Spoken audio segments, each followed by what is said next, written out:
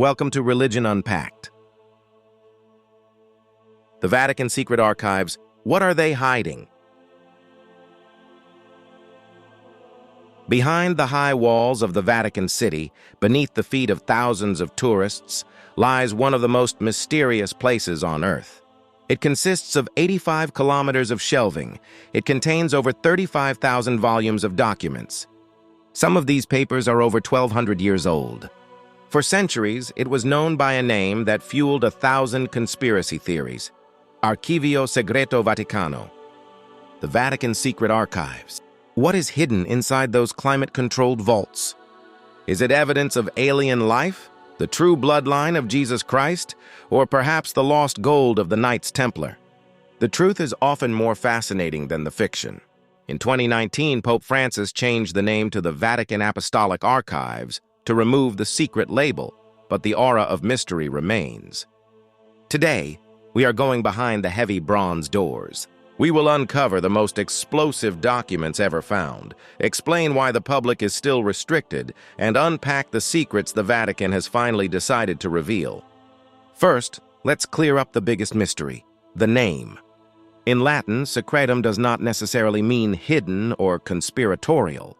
In the context of the 17th century, when the archives were officially founded by Pope Paul V, it meant private. These were the Pope's private papers, his personal correspondence with kings, emperors, and scientists. For centuries, no one was allowed inside, not even cardinals. It wasn't until 1881 that Pope Leo XIII opened the doors to carefully vetted scholars. But even today, you can't just walk in and browse. You must be a qualified researcher, you must request specific documents, and there are entire sections, especially those involving modern history, that remain strictly off-limits. So what have researchers found? One of the most famous documents is a massive parchment from the year 1530. It is a letter from the English Parliament to Pope Clement VII. It bears the seals of 85 English lords and clergymen, all hanging from red silk ribbons. The letter is a desperate, angry plea for the Pope to annul the marriage of King Henry VIII to Catherine of Aragon. The Pope refused. That refusal triggered the English Reformation, changing the course of Western history forever. Without this single piece of paper, the Church of England might never have existed. Another shocking discovery involves the legendary Knights Templar. For 700 years, the world believed that the Pope had condemned the Templars as heretics and devil worshippers. But in 2001, a researcher named Barbara Frail found a misplaced document in the archives known as the Chinon Parchment. This document proves that in 1308, Pope Clement V actually absolved the Templar leaders of heresy. He believed they were innocent of the worst charges, but he was being blackmailed by the King of France. The Pope tried to save them, but failed. The discovery changed everything we knew about the most famous military order in history.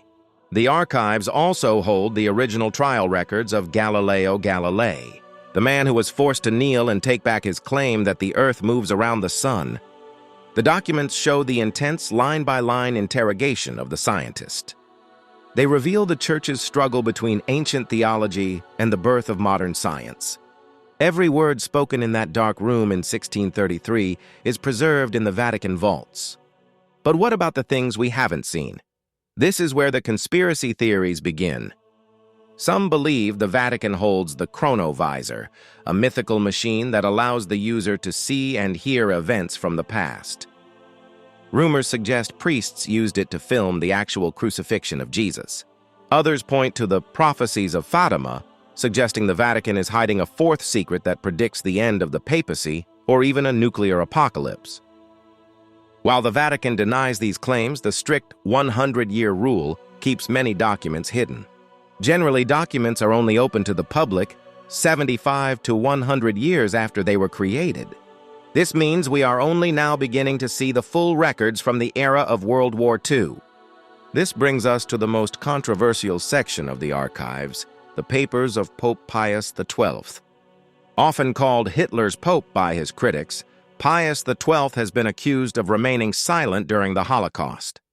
In 2020, Pope Francis ordered these millions of pages to be opened ahead of schedule. He said, "The Church is not afraid of history. Historians are now sifting through these papers to find the truth. Did the Pope work secretly to save thousands of Jews, or did his silence make him complicit?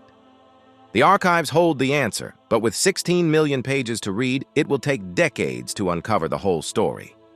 In recent years, the Vatican has started a massive project to digitize its treasures. The Miscellanea Project is scanning thousands of manuscripts, making them available online for anyone to see. From the poems of Michelangelo to the death warrant of Marie Antoinette, the Vatican is slowly realizing that in the age of the internet, secrecy creates suspicion, while transparency creates trust. But even with digitization, some things will always remain behind the veil. There are documents in the Secretum that deal with the internal discipline of priests, the selection of bishops, and private confessions. These are the shadows of the Church that may never see the light of day. The archives are a mirror of humanity itself. They contain our greatest wisdom, our most beautiful art, and our most shameful political maneuvers. They are a fortress of memory, protecting the secrets of the past from the erosion of time. Whether you see them as a treasure chest of history or a vault of cover-ups, one thing is certain. The Vatican archives are the closest thing we have to a time machine for the human soul. Thank you for watching Religion Unpacked. Subscribe and click the bell so you don't miss a new upload.